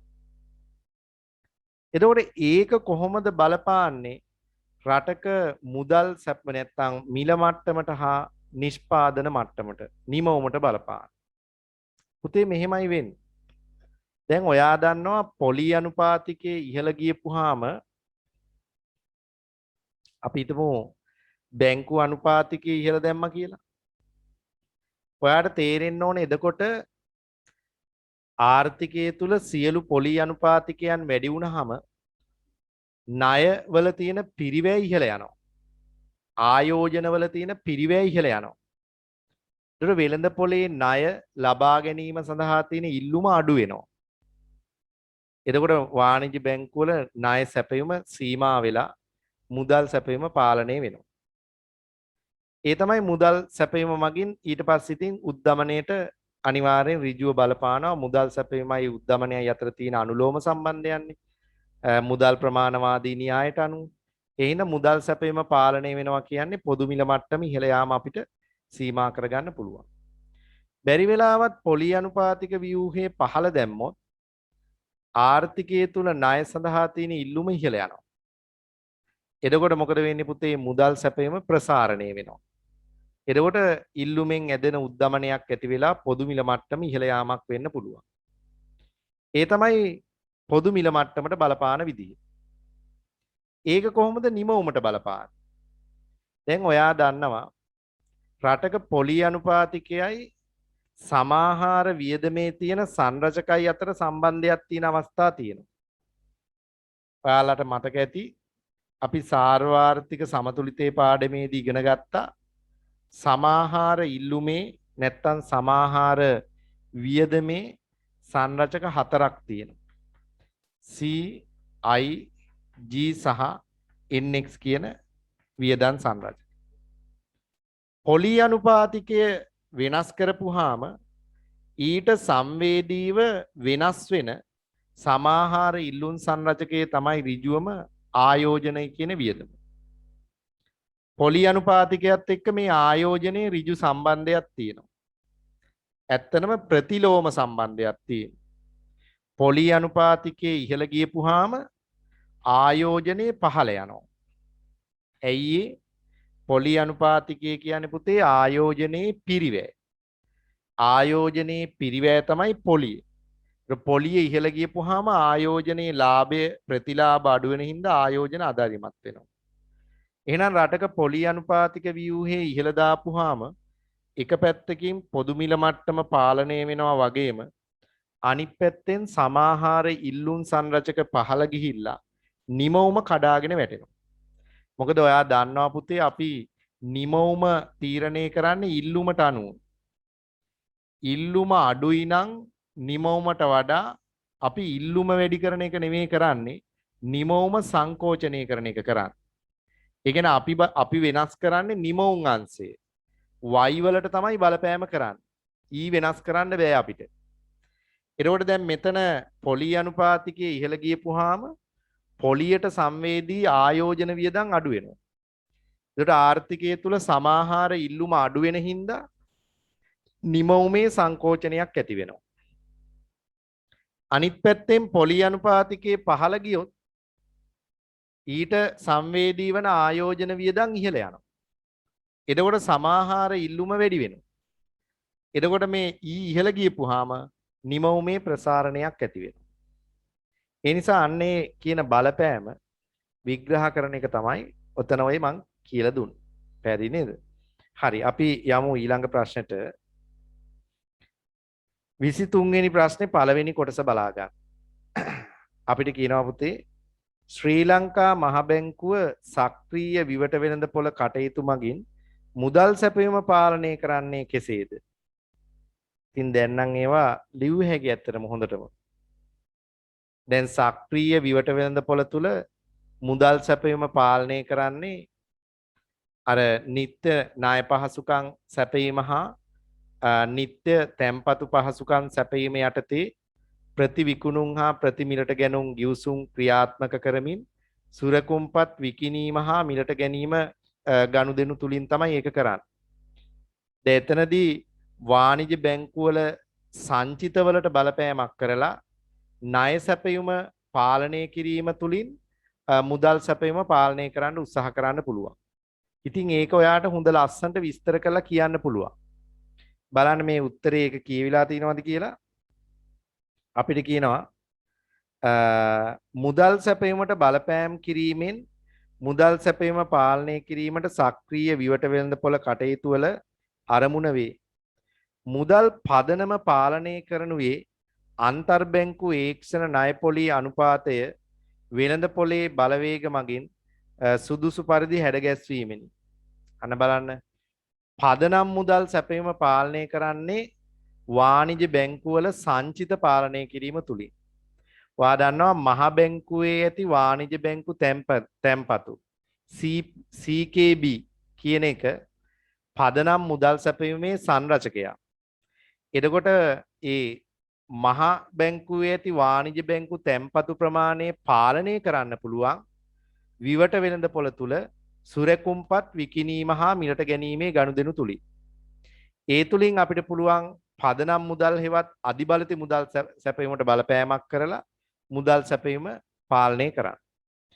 එතන බලා ගන්න උත්තරේ භාණ්ඩාගාර බිල්පත් සුරැකුම්පත් ලෙස තබා ගැනීමෙන් මහ බැංකුවේ දෛනික ණය දීමේ අනුපාතය ප්‍රතිවිකුණු හා ණය ගැනීමේ අනුපාතය ප්‍රතිමිලට ගැනුම් යන අනුපාත දෙකෙන් පොලි අනුපාත කොරිඩෝවේ උඩත් හා යටත් සීමාව සනාථ කෙරේ සකස් වේ. ඒක හරහා තමයි අර මේ සංචිත පාලනය කරන්නේ. ඔය හිස්තනේ ලියා ගන්න ඊට අදාළවම කතා ඔයා දන්න දෙයක්. ලියා ගන්නකො තේරෙන්නේ නැතුනොත් ආයෙ කියලා දෙන්නම්. මහ බැංකුව විසින්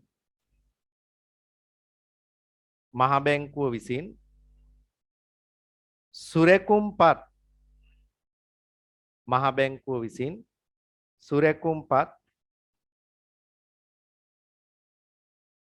විකිණීම හා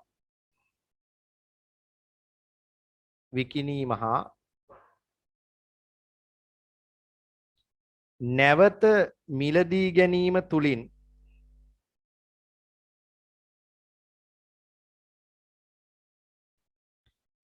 මිලදී ගැනීම තුලින්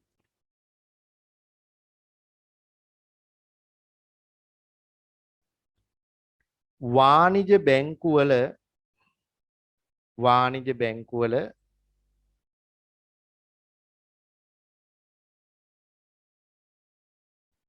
ද්‍රවශීල මට්ටම නැත්තම් සංචිත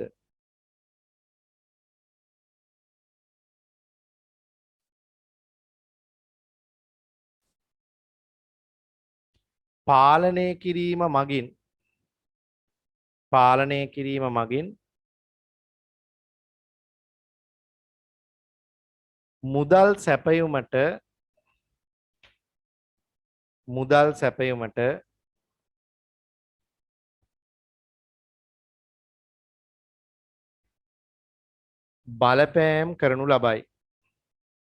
මුදල් සැපයුමට බලපෑම් කරනු ලබයි. ඒක ඉතින් ඔයාලට තේරෙනවා මම කීප වතාවක් කියලා දුන්න නිසා.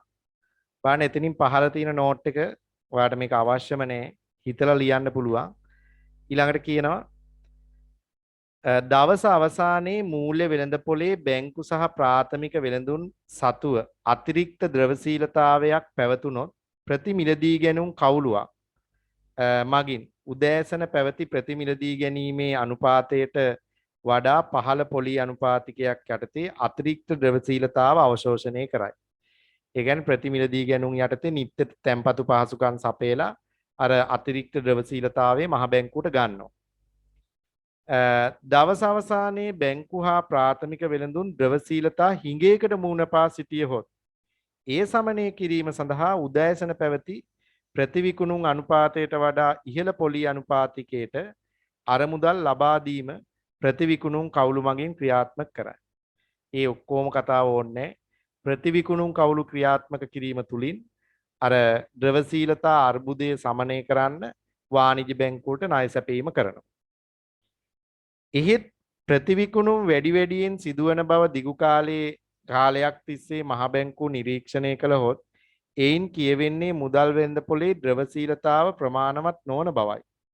එවිට ස්ථාවර පදනමක් යටතේ භාණ්ඩාගාර බිල්පත් ප්‍රති මිලදී ගැනීම නැත්නම් මිලදී ගනිමින් ද්‍රවශීලතාව වැඩි කිරීමට මහ බැංකුව කටයුතු කරයි. ඒ කියන්නේ පුතා දැන් මහ බැංකුව තීරණය කරන්න ඕන ප්‍රතිවිකුණුම් ගිවිසුම්ද ක්‍රියාත්මක කරන්නේ ප්‍රතිවිකුණුම් මේ මිලදී ගැනුම් ගිවිසුම්ද ක්‍රියාත්මක කරන්න කියන එක. මම පුතාලා ඔතනදී විස්තර කරන්න මෙන්න මේ කාරණේ. මොකද්ද? ප්‍රතිවිකුණුම් ගිවිසුම් තුලින් ද්‍රවශීලතා අර්බුදය සමනය කරලා ණය දෙනවා. ඒ තුලින් පුතේ මහ බැංකුවේ ණය දීමේ හැකියාව වර්ධනය කරගන්න පුළුවන්. ප්‍රති මිලට ගැනුම් ගිවිසුම් තුලින් අතිරික්ත ද්‍රවශීලතාවයේ මහ බැංකුවට අවශෝෂණය වෙනවා. එතකොට වාණිජ බැංකු සතු සංචිත ප්‍රමාණය පහළ ගිහිල්ලා අධිසංචිත අඩුවන හින්දා ණය මැවීමේ හැකියාව සීමා වෙලා මුදල් සැපීම සංකෝචනය වෙනවා. ඉතින් ඔයා ඒ උත්තරේ කලිමුත් අපි ප්‍රශ්නයකදී දුන්නා. ඒ ආකාරයෙන් ගලපලා ලියන්න තමයි තියෙන්නේ. තව එක ප්‍රශ්නයකට යමු අපි. දෙවෙනි කොටස සක්‍රීය විවට වෙළඳ පොලේ කටයුතු වල වැදගත්කම දක්වන්න. ඒක අහන්නේ පුතේ මේ සක්‍රීය විවට වෙළඳ පොල ඇයි වැදගත් වෙන්නේ කියලා. ඒවා ඉතින් මෙහෙමයි දැන් අපිට හිතලා බලලත් උත්තර කියන්න පුළුවන්. දැන් මම දීලා තියෙන උත්තර බලන්නකො තව ඕනනම් අමතර එකක් දෙකක් ලියාගමු. පළවෙනි එක මම කියලා තියෙනවා මේ මහ බැංකුවට පොලි අනුපාතය හා අධිබලති මුදල් තොගය යන දෙකම එකවර පාලනය කිරීමට හැකියාවක් තියෙනවා. පාන ඒක ඇත්ත කතාවනේ. මහ බැංකුවට පුළුවන් විවට වෙළඳ පොළ තුලින් ප්‍රතිපත්තිමේ පොලි අනුපාතික ව්‍යුහයට බලපෑමක් කරන්න එක එකක්. දෙවෙනි එක තමයි විවට වෙළඳ පොළ තුලින් ඍජුවම පදනම් මුදල් සැපයීමට බලපෑමක් කරන්න පුළුවන් සංචිතවලට බලපෑම් කරලා. දෙවෙනි එක පොලි අනුපාතිකයේ පටු පරාසයක් තුල පමණක් විචලනය වීම නිසා සමපේක්ෂණය අධෛර්යමත් වේ. ඔව් ඒකත් එහෙම වෙන්න පුළුවන්. මොකද සමපේක්ෂණ ක්‍රියා පාලනය කරන්න පුළුවන් අර පොලි අනුපාතිකයේ දැඩි උච්චාවචනයන් හිටින්නේ නැහැ. දැන් ඕනම තැනක පුතේ සමපේක්ෂකයෝ ක්‍රියාත්මක වෙන්නේ මිල ගණන්වල උච්චාවචනයන් වැඩි වෙද්දී. දැන් උදාහරණයක් විදේශ විනිමය වෙළඳ පොලෙත් සමපේක්ෂකයෝ බිහි වෙන්නේ පාවෙන විනිමය අනුපාතික ක්‍රමයක් තියෙද්දිනේ. ස්ථාවර විනිමය අනුපාතික ක්‍රමේදී සමපේක්ෂකයෝ එන්නේ නැහැ. ඇයි විනිමය අනුපාතිකයේ ස්ථාවරයිනේ. දැන් මේ විවට වෙළඳ පොළ කටයුතු තුලිනු විශේෂයෙන් පොලි අනුපාතික කොරිඩෝ වගේ ඒවා ක්‍රියාත්මක කිරීම තුලින් අර විවට වෙළඳ පොලේ සුරකුම්පත්වල මිල ගණන් සහ පොලි අනුපාතිකයන් නිතර නිතර උච්චාවචනය වීම ටිකක් පාලනය වෙනවා. මන්දගාමී. ඒ හින්දා සමපේක්ෂකයෝ මේ වෙළඳ පොලට ඇවිල්ලා සමපේක්ෂණ ක්‍රියාකාරකම් කරන්න යන ප්‍රවණතාවය අඩුයි. මොකද මිල උච්චාවචනයන් පොලි අනුපාතික උච්චාවචනයන් ගොඩක් පාලනය වෙලානේ තියෙන්නේ. ඒ හින්දා සක්‍රීය විවට වෙළඳ පොලක් තිබීම සමපේක්ෂණ ක්‍රියා අවම වෙන්න හේතු වෙනවා. ඊළඟ තුන්වෙනි එක වාණිජ බැංකු විචක්ෂණ ද්‍රවශීලතා කළමනාකරණයට පෙළඹෙන බැවින් අතිරික්ත අරමුදල් ගොඩ ගැසීමේ පිරිවැය හා ෂණික ද්‍රවශීලතා අර්බුදවලට මුහුණ දීමේ පිරිවැය අඩුයි. ඔව්. වාණිජ බැංකු එක පැත්තකින් ද්‍රවශීලතා අර්බුදයක් ඇති වෙච්චාම එයා නා ගන්නවා වැඩි. විවිධ මාර්ග වලින් අහිතකර මූල්‍ය මාර්ග වලින් සල්ලි අරගෙන ඊට පස්සේ හිර වෙනවා. ඒකට හොඳ විසඳුමක් තමයි විවට වෙළඳ පොලේ ආණ්ඩුව මැදිහත් වෙලා කරන ගැළපීම.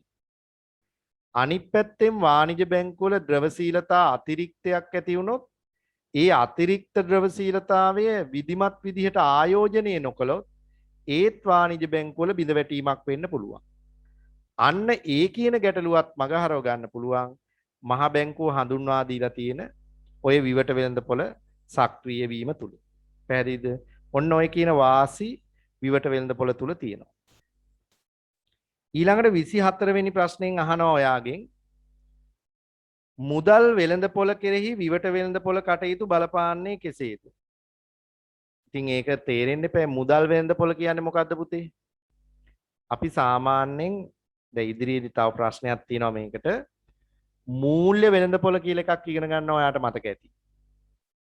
ඒ මූල්‍ය වෙළඳ පොලේ උප වෙළඳ පොළවල් දෙකක් තියෙනවා මුදල් වෙළඳ පොළයි ප්‍රාග්ධන වෙළඳ පොළයි.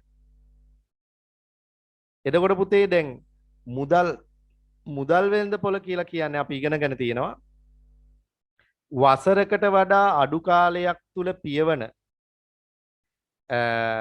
කෙටි කාලීන ණය හා ප්‍රාග්ධන අරමුදල් හුවමාරු වන වෙළඳපොළක් තමයි මුදල් වෙළඳපොළ කියන්නේ. පුතාලන්ට මතකද මුදල් වෙළඳපොලේ උප වෙළඳපොළවල් 4ක් තියෙනවා. කාට හරි මතකද ඒක? අපි ඉගෙන ගන්න. ඈ? අන්තර්ජාලය වෙළඳපොළ ඔව්. මේ විදේශ විනිමය වෙළඳපොළ භාණ්ඩාගාර බිල්පත් වෙළඳපොළ අන්තර්බැංකු විදේශ වෙළඳපොළ. ඔව්. අපි ඉගෙන ගත්තා මෙන්න මෙහෙම 4ක් නේද? අන්තර්බැංකු ඊක්ෂණ ණය වෙළඳපොළ, භාණ්ඩාගාර බිල්පත් වෙළඳපොළ, ඒ වගේම අන්තර්බැංකු විදේශ විනිමය වෙළඳපොළ, ඊළඟට තව එකක් කතා කළා මොකක්ද ආයේ? වාණිජ පත්‍රිකා වෙළඳපොළ. පුතේ ඔය 4 තමයි අපි සාමාන්‍යයෙන් මුදල් වෙළඳපොලේ උප වෙළඳපොළවල් කියලා සලකන්නේ. ඉතින් ඔය කතා කරපු 4 අතරින් දෙකක්ම මේ ඒක්ෂණ නැත්තම් සක්‍රීය විවට වෙළඳපොළට ඍජුවම සම්බන්ධයි. දැන් ඔයා බැලුවොත් එහෙම අන්තර්බැංකු ඒක්ෂණ ණය වෙළඳපොළ පාලනය වෙනවා නිත්‍ය පොලි අනුපාතික කොරිඩෝව තුලින්. ඊළඟ භාණ්ඩාගාර බිල්පත් වෙළඳපොළ ඍජු ලෙසම සක්‍රීය විවට වෙළඳපොලේ එක උපකරණයක්. ඉතින් ඒ නිසා මේ සක්‍රීය විවට වෙළඳපොළ හරියාකාරයෙන් ක්‍රියාත්මක වුණොත් ඒක මුදල් වෙළඳපොළටත් ඍජු ලෙසම බලපානවා. මුදල් සැපයීමට වගේම මුදල් වෙළඳපොලේ ක්‍රියාකාරීත්වයට බලපානවා. ඒකේ බලන්න උත්තරේ දීලා තියෙනවා. කෙටි කාලීන අරමුදල් ඉල්ලුම් හා සැපයුම් ආශ්‍රිත මුදල් වෙළඳපොළ සැකසෙන අතර පොලි අනුපාතිකය හා හුවමාරු වන අරමුදල් ප්‍රමාණය මුදල් වෙළඳපොළ තුල තීරණය වේ. විවට වෙළඳපොළ කටයුතු අන්න මුදල් වෙළඳපොලේ අරමුදල් සැපයීම කෙරෙහි ඍජු බලපෑමක් ඇති කරයි. වාණිජ බැංකුවල සංචිතයට බලපෑම් කිරීම තුළින් අරමුදල් සැපයීම අඩු වැඩි කළ හැකියි. ඒක ඉතින් වෙන දේ සංචිත වලට බලපෑම් කරලා ණය සැපයීම පාලනය කරන්න පුළුවන් නේද? තවදුරටත් පොඩි වාක්‍යයක් ලියා ගන්න එකේ 23 වෙනි පිටුවේ උඩටම එන්න. ඒකේ ස්ථානයේ මෙන්න මේ වාක්‍ය ලියා ගන්න ඔය පුතාලා.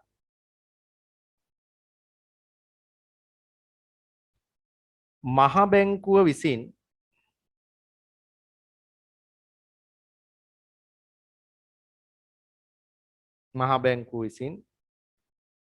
විවට වෙළඳපොළ තුල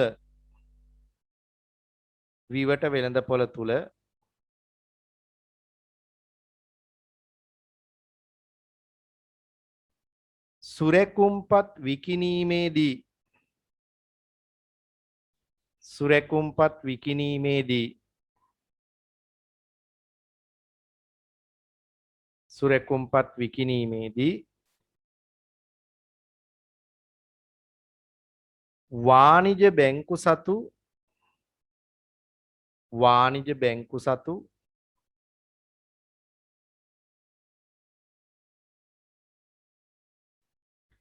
අතිරික්ත ද්‍රවශීලතාවය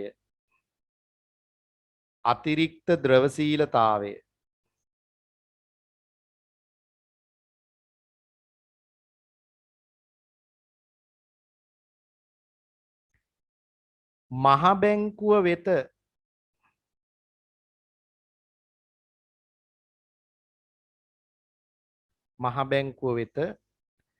අවශෝෂණය වන බැවින්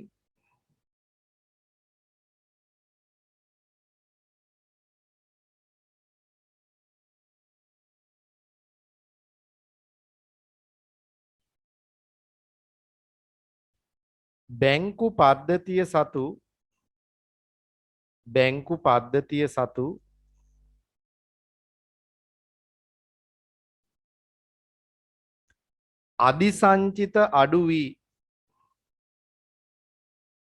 අධිසංචිත අඩු වී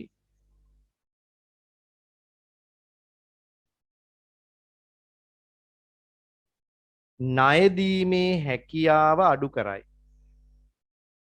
ණය දීමේ හැකියාව අඩු කරයි. ඔන්න එක පැත්තක් ඔය කිව්වේ. ඒ කියන්නේ මහ බැංකුව සුරකුම්පත් විකුණද්දි වෙන පැත්ත තමයි ඔය කිව්වේ. දැන් ඊළඟ පැත්ත මන් දීලා තිනවා මහ බැංකුව සුරකුම්පත් මිලට ගද්දි ඔකේ අනිත් පැත්ත වෙන්නේ. ඔන්න බලන්න. මහ බැංකුව විවට වෙළඳ පොලේ සුරකුම්පත් මිලට ගත් විට වාණිජ බැංකුවල සංචිත ශක්තිමත් වී ණය ප්‍රසාරණය කිරීමේ ශක්තිය වැඩි වේ. එමගින් මුදල් වෙළඳ පොලේ අරමුදල් සැපයීම දිරිමත් වේ. මහ බැංකුව විවට වෙළඳ පොලේ සුරකුම්පත් මිලදී ගැනීම හා විකිණීම වල යෙදෙන විට මුදල් වෙළඳ පොලේ පොලී අනුපාතිකවලද ඍජු බලපෑමක් ඇති වේ. මුදල් වෙළඳ පොලේ පොලී අනුපාතිකයේ පාලනය කිරීම සඳහා ප්‍රති මිලදී ගැනුම් නැත්නම් ප්‍රතිවට්ටම් අනුපාතික බහුල වශයෙන් භාවිතා කරේ. ඒ කියන්නේ පුතේ ඔයාට එතනදී තර්ක කරන්න තියෙන්නේ මේකයි. මහ බැංකුව සුරකුම්පත් විකිණීම හා මිලට ගැනීම තුලින් එක පැත්තකින් අධිසංචිත මට්ටම වෙනස් වෙනවා. වාණිජ බැංකු සතු සංචිත පාලනය නැත්නම් සංචිතවල අඩු වැඩි වීම වෙනවා. එතකොට ණය දීමේ හැකියාව සංකෝචනය හෝ ප්‍රසාරණය වෙනවා මුදල් වෙළඳ පොලේ. අනිත් පැත්තෙන් මහ බැංකුව සුරකුම්පත් විකිණීම හා මිලට ගැනීම සඳහා ප්‍රතිවිකුණුම් හා ප්‍රතිමිලට ගැනුම් ගිවිසුම් ක්‍රියාත්මක කරද්දී ඒ හරහා පොලී අනුපාතික ව්‍යුහයට බලපෑමක් වෙනවා. ඒ තුලිනුත් අර ඒක්ෂණ ණය පොලී අනුපාතිකය වෙනස් වීම අනුව මුදල් වෙළඳ පොලේ මුදල් සැපයීමට බලපෑමක් වෙන්න පුළුවන්. හරි. තව එක ප්‍රශ්නයක් කතා කරලා අපි නවත්තමු. මම යොදාගන්නේ ඕකේ දෙවෙනි කොටස මුදල් වෙළඳ පොලෙහි වෙනස් වීම සමාහාර ඉල්ලුම කෙරෙහි බලපාන ආකාරය පැහැදිලි කරන්න. ඒ කියන්නේ දැන් ඒ වගේ ප්‍රශ්න ඇහෙන්න පුළුවන් ටිකක් අතාත්වික ස්වභාවයක් ඔයාලට දැනෙනවා ඇති. ඒ වුණාට එහෙම අහන්න පුළුවන්. මුදල් වෙළඳ පොලෙහි වෙනස් වීම සමාහාර ඉල්ලුම කෙරෙහි බලපාන්නේ කොහොමද? දැන් පොඩ්ඩක් හිතන්න ඕන ඉතින්. මුදල් වෙළඳ පොලේ වෙනස් වීම කිව්වහම ණය දෙන ඒවා සීමා වෙන එක හෝ ප්‍රසාරණය වෙන එක සමාහාර ඉල්ලුම් සංරචක වලට බලපාන්නේ කොහොමද? දැන් අපි හිතමුකෝ මුදල් වෙළඳ පොලේ පොලී අනුපාතික ව්‍යුහයන් පහළ ගිහිල්ලා ප්‍රතිවිකුණුම් ගිවිසුම් වගේ ඒවා ක්‍රියාත්මක වීම මත මොකද උනේ මේ අධිද්‍රවශීලතාවය නැත්නම් අධිසංචිත වැඩි වුණොත් නැත්නම් වාණිජ බැංකු පද්ධතිය තුල සංචිත ප්‍රමාණය ඉහළ ගියොත් ණය දීමේ හැකියාව ප්‍රසාරණය වෙනවා. එතකොට මොකද වෙන්නේ? මිනිස්සුන්ගේ ණය සඳහා තියෙන ඉල්ලුම වැඩි වෙනවා. අනිත් අතකට මිනිස්සු අතට අවශෝෂණය නැත්නම් ගලාගෙන එන මුදල් ප්‍රමාණය වැඩි වෙලා මුදල් සැපයීම ප්‍රසාරණය වෙනවා. මුදල් සැපයීම වැඩි වුණාම සමස්ත මහජනයාගේ ක්‍රය ශක්තිය වැඩිවීමක් වෙනවා. ක්‍රය ශක්තිය වැඩි වුණාම එක පැත්තකින් වැය කළ හැකි ආදායම වැඩි වෙන හින්දා පරිභෝජන වියදම් හා ආයෝජන වියදම් ඒ වගේම භාණ්ඩ හා සේවා මිලදී ගන්න රජය කරන වියදම් ඉහළ යන්න පුළුවන්. අනිත් පැත්තෙන් පොලී අනුපාතිකයේ පහළ දැමීමත් එක්කලා පොලියට සංවේදී වන ආයෝජන වියදම් වර්ධනය වෙන්න පුළුවන්. ඒතර පරිභෝජන හා ආයෝජන වියදම් කියන්නේ සමාහාර ඉල්ලුමේ සංරචක. ඒතර සමාහාර ඉල්ලුම ප්‍රසාරණය වෙනවා. අනිත් පැත්තෙන් පොලී අනුපාතිකයේ ඉහළ දැමීම හා සුරකුම්පත් ප්‍රති මිලට ගැනුම් ගිවිසුම් යටතේ සුරකුම්පත් මහ බැංකුව විකිණීමක් කළොත් වාණිජ බැංකු සතු සංචිත මට්ටම පහළ යනවා. අනිත් පැත්තෙන් පොලී අනුපාතිකය ඉහළ යාම නිසා මොකද වෙන්නේ? ණය දීමේ හැකියාව සංකෝචනය වෙනවා. එතන මුදල් සැපීම සංකෝචනය වෙනවා. ඒ තුලින් මහ ජනතාව සතු ක්‍රය ශක්තිය පහළ ගිහිල්ලා සමාහාර ඉල්ලුම් විචල්යන්ගේ අඩුවීමක් වෙනවා. අනිත් පැත්තෙන් පොලී අනුපාතිකයට සංවේදී වන ආයෝජන වියදම් පහළ වැටීම නිසා සමාහාර ඉල්ලුම අධෛර්යමත් වෙනවා. ඒතර ඔය දෙපැත්තට කතාව කියා ගන්න පුළුවන් නම් වැඩේ ගොඩ. දැන් උත්තරේ බලන්න ඉන්නකෝ ඒකද තියෙන්නේ කියලා බලන්නකෝ. හොඳට අහගෙන ඉන්න. පරිභෝජන වියදම, ආයෝජන වියදම, රජයේ මිලට ගැනීම, සුද්ධ අපනයන, සමාහාර ඉල්ලුමේ ප්‍රධාන සංරචකයන් වේ. අරමුදල් සුලභතාවය හා අරමුදල් වල මිල මුදල් වෙළඳපොළ තුල තීරණය වේ. මෙම විචල්‍යයන් සමාහාර ඉල්ලුම් සංරචකයන්හි වැදගත් බලපෑමක් ඇති කරයි.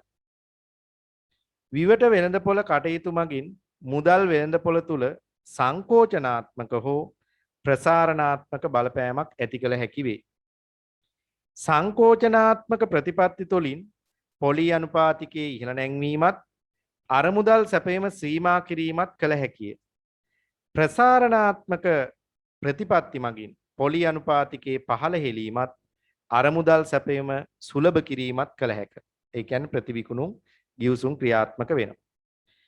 ප්‍රසාරණාත්මක මූල්‍ය ප්‍රතිපත්තිය තුලින් පොලි අනුපාතිකය අඩුකොට අරමුදල් සැපයීම පහසු කිරීම තුලින් පරිභෝජන ඉල්ලුම හා ආයෝජන ඉල්ලුම දිරිමත් වේ. මට මම ඒක කියලා දුන්නා. සුද්ධ අපනයන කෙරෙහි ඇතිවන බලපෑම නිශ්චිත නැත. ඒක අපිට කියන්න බෑ. ඒක විදේශ වෙළඳාමත් එක්ක සම්බන්ධ වෙන හින්දා. මුදල් වෙළඳපොළ තුල සංකෝචනාත්මක බලපෑමක් ඇති කිරීමෙන් පොලි අනුපාතිකයේ ඉහළ නැංවීම හා අරමුදල් සැපයීම සීමා කිරීමෙන් සමාහාර ඉල්ලුම අධෛර්යමත් කළ හැකිය. පොලි වෙනස් වීම කෙරෙහි වැඩි සංවේදීතාවයක් දක්වන සමාහාර වියදම් සංරචක පහසුවෙන් බලපෑමට ලක් වේ. ඒ කියන්නේ ආයෝජනයේ වගේ වියදම් වෙනස් වෙන්න පුළුවන් පොලියට සංවේදී නිසා. එහෙනම් අර මම කියපු උත්තරේ අනුව හිතන්න. පොලි අනුපාතිකයේ වෙනස් වීම හා මුදල් සැපයීම ප්‍රසාරණය හෝ සංකෝචනය තුලින් කොහොමද සමාහාර ඉල්ලුම් සංරචකයන්ට බලපෑමක් වෙන්නේ කියලා හිතන්න. ඒක තමයි මම අවසානට සාකච්ඡා කරන ප්‍රශ්නේ. ඒ ඇති ළමයි අද දවසට